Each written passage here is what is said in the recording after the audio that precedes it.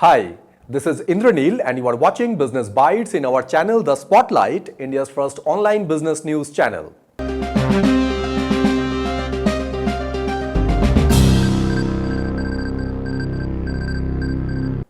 In today's Business Bites, first news we have Zomato again raised their service fee on restaurant and overall commission may go as high as 45% now. Second news we have TCS bagged 2,903 crore add-on purchase order from BSNL for 4G network deployment.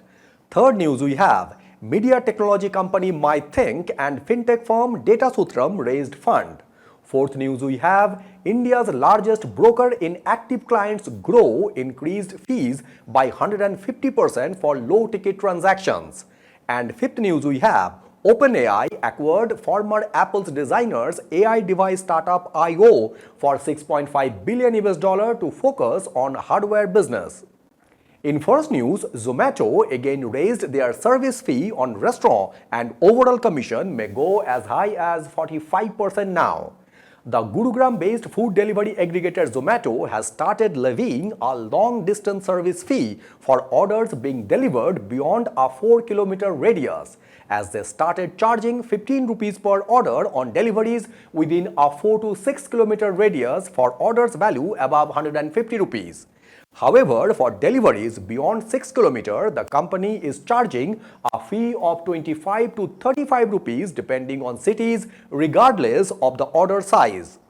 While Zomato has communicated with restaurant partners that the total service fee including the long distance charge will be capped at 30%, which will be excluding other charges, while according to the restaurant owners, the commissions for Zomato could rise to as high as 45%.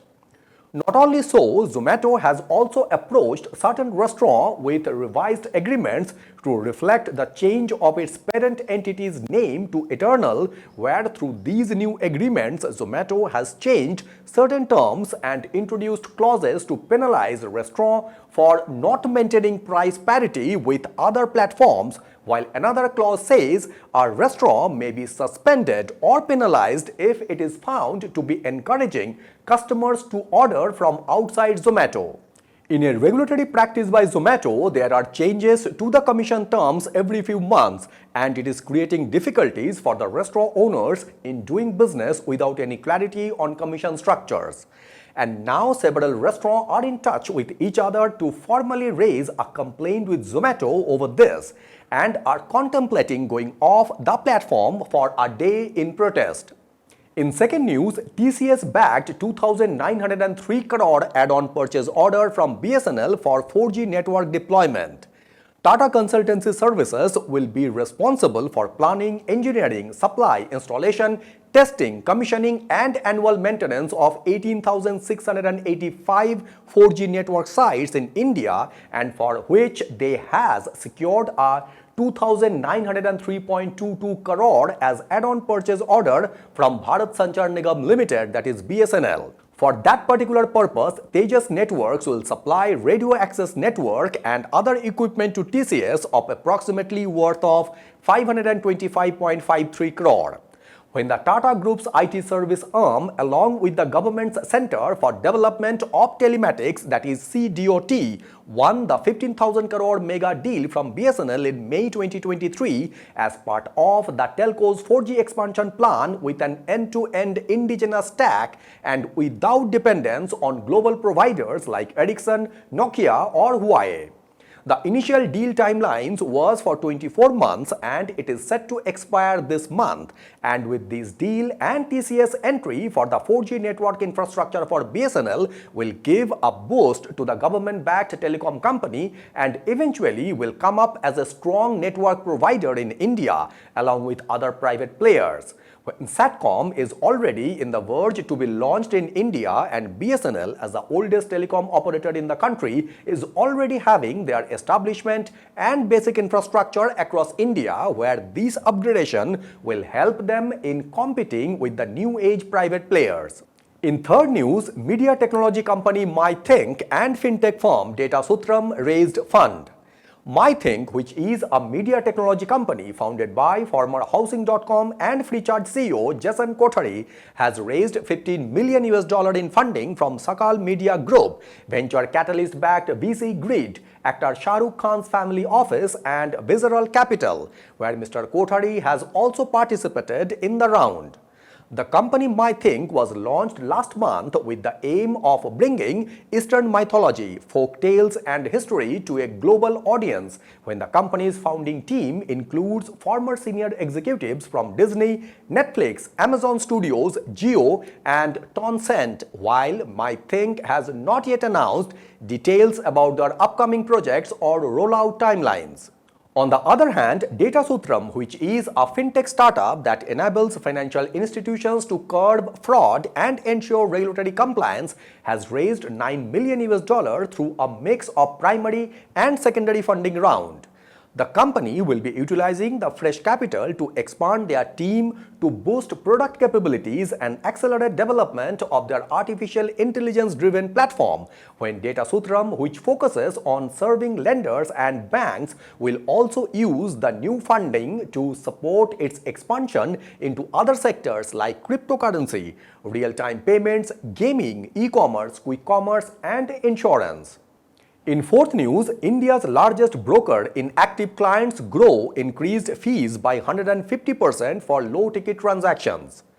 Grow, in a communication to clients, said it will hike the minimum equity brokerage charges to 5 rupees per order from 2 rupees for equity trades from June 21st, when the move is expected to increase the trading cost of smaller transactions, as the IPO-bound firm with about 13 million active clients will charge brokerage fees in the range of 5 rupees to 20 rupees per trade against 2 rupees to 20 rupees currently. On that context, other large brokers like Angel One also had increased their brokerage charges from 0 to 20 rupees on equity trades late last year, after the Securities and Exchange Board of India's True to Label norms announced in July last year what affected the brokerage profit, when the new rules allow brokers to levy transaction charges on clients that they would pay the market infrastructure institutions, that is stock exchanges, clearing corporations, and depositories. As per National Stock Exchange, equity derivatives turnover on NSE declined 27% to 39.5 lakh crore in March this year from 54.4 lakh crore in September last year. And due to these pressures, many firms have resorted to price hikes as a way to offset the financial hit. Grow has also revised the interest rates for the MTF, that is Margin Trading Facility, which is a system that allows investors to borrow to buy shares they cannot afford, and that too at 14.95% per annum, when currently the broking firm charges 15.75% per annum as MTF interest for funding amount less than 25 lakh and 9.75% for 25 lakh and above. Not only so, Grow to raise the depository participant charges for clients from 18.5 rupees per day per stock irrespective of the number of sales transactions in a stock to 20 rupees per sale transactions, while earlier DP charges were charged once per stock per day.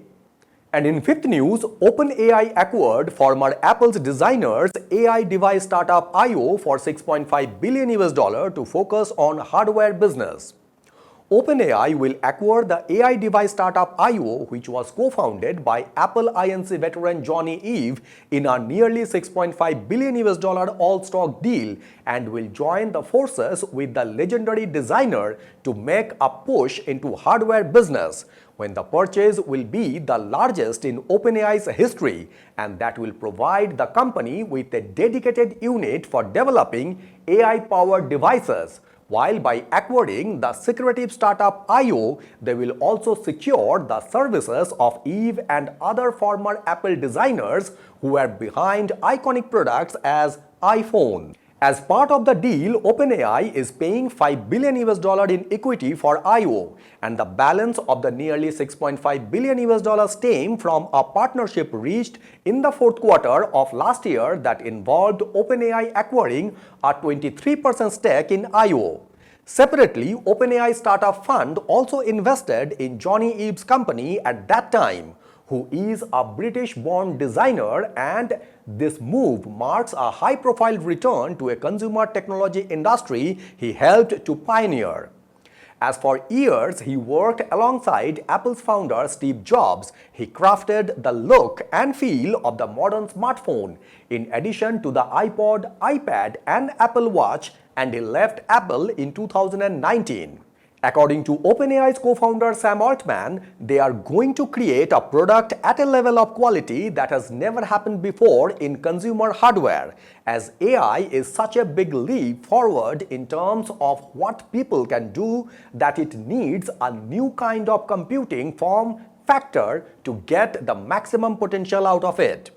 And with this announcement, Apple shares dropped as much as 2.3% in New York on Wednesday, and eventually they had been down by 17% this year.